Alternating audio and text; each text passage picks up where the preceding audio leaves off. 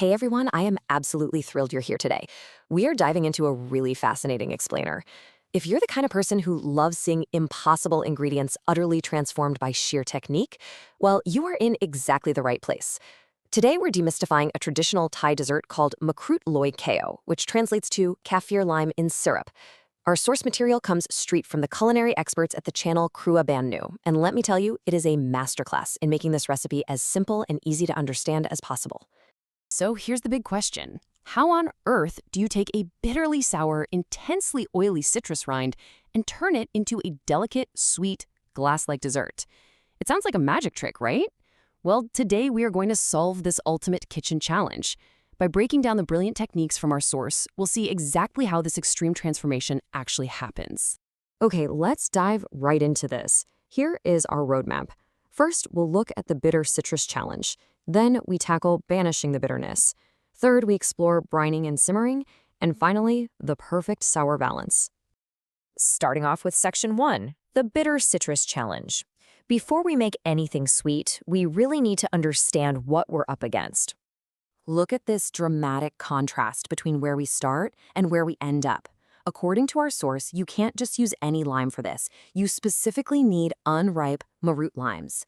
They actually need to be rock hard when you squeeze them, and you'll notice they feature a sharp, pointy top. But the goal? A soft, translucent, perfectly sweet and sour delicacy. Bridging that huge gap requires some serious culinary intervention. So, what's the big obstacle here? Well, the villain of our story is the bitter essential oil trapped right inside that bumpy green skin. Now, those volatile oils are incredibly aromatic. It's exactly why kaffir lime leaves are so popular in curries. But if you leave those oils on the rind for this dessert, they will completely ruin the dish with this overpowering, astringent bitterness. Honestly, if we don't handle the skin correctly, the dessert fails before it even begins. And that brings us to Section 2, banishing the bitterness. This is where the real work and the real culinary magic happens. Our source outlines a very precise prep method to conquer those bitter oils. First up, you have to peel off all of that green skin, like completely remove it until you only see the white and pale green pith underneath. Next, cut the limes in half horizontally. Then, you just carefully scoop out the inner flesh and the seeds, leaving only the hollowed out rinds. In our source's demo, they expertly prep about 35 lime halves this way to ensure a really good yield. But here's the catch. Just peeling the limes isn't nearly enough. That pith itself still holds a massive amount of bitterness. And this brings us to the core focus of our explainer, our absolute secret weapon, salt kneading. This is a vital culinary technique where you combine the coarse friction of salt with a little bit of water and use physical pressure to literally force the astringent, bitter flavors right out of the plant tissues of the rind. So, here is exactly how our source executes this technique to scrub and squeeze out the bitterness. We call it the 3-minute cycle. You take those 35 hollowed out rinds, toss in 1 tablespoon of ground salt, and just a splash of clean water. Then, you literally get in there with your bare hands and knead. You're physically squeezing, rubbing, and pressing the rinds for a solid 3 minutes to force that bitterness out. Once those 3 minutes are up, you rinse them thoroughly in plain water. But listen, this is the absolutely crucial part. Doing this just once is nowhere near enough. The source emphatically insists that you must repeat this exact salt kneading cycle a total of 3 times. Yep, 3 times. Salt, water, knead for 3 minutes, rinse. Do it again, and then do it a 3rd time.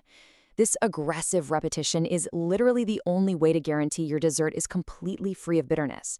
After that 3rd cycle, give them 2 final thorough rinses in plain water just to wash away all the extracted oils and any leftover salt. Let's move to Section 3, brining and simmering, and see how this builds.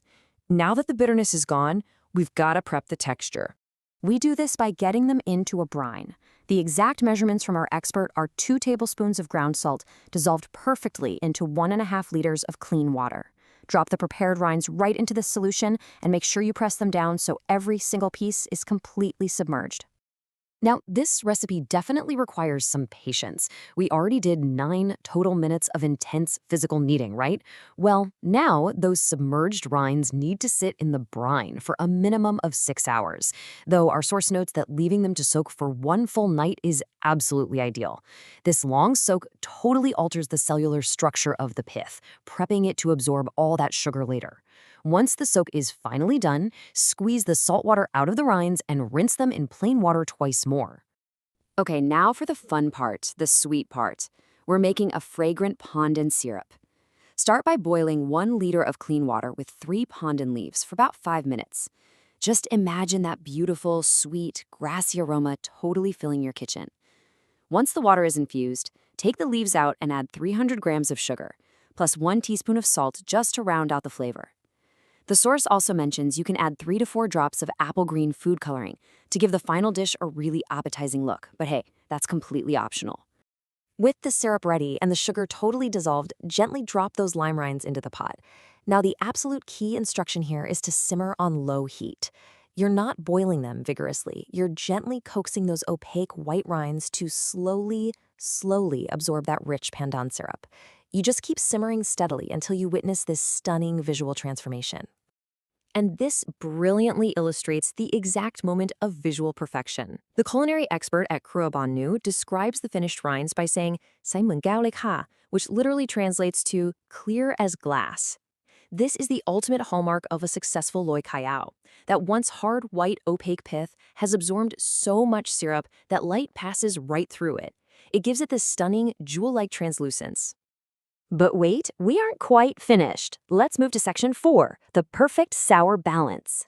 This is the final, brilliant twist that takes this from a simple sweet to a complex dessert. See, if you just stop right after simmering, you end up with a dessert that has a really flat, one-dimensional sweetness. It's basically just candied citrus rind. But Thai desserts are legendary for their intricate balance of flavors. The final polish is what creates this complex, mellow, mouth-watering sweet and sour profile that makes the dessert truly special. So, how exactly do we achieve that perfect, mellow sourness? Well, the answer is the number 2 tablespoons, to be exact.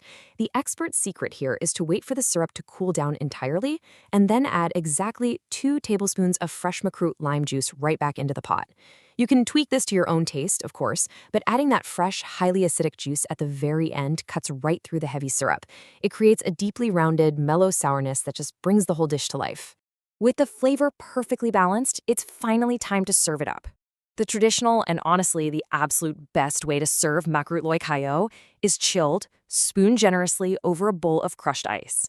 The cold temperature makes that sweet and sour syrup incredibly refreshing, while the glass-like rinds give you the soft, satisfying bite that contrasts so beautifully with the crunch of the ice. Now, given all the hard work and patience you just poured into this recipe, you're definitely going to want to know how to store it. Our source generously provides some great practical storage secrets so you can enjoy your hard work longer.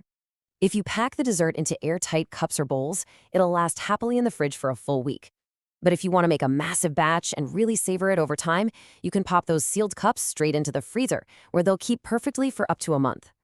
And that brings us to the end of our explainer today. We've seen exactly how aggressive salt kneading, patient braining, and clever flavor balancing can completely reinvent a seemingly impossible ingredient. So knowing the secret to banishing bitterness and manipulating texture, what other intimidating ingredients are you ready to transform in your own kitchen? Think about it. Thank you so much for joining me on this deep dive today, and I absolutely cannot wait to explore our next fascinating topic with you.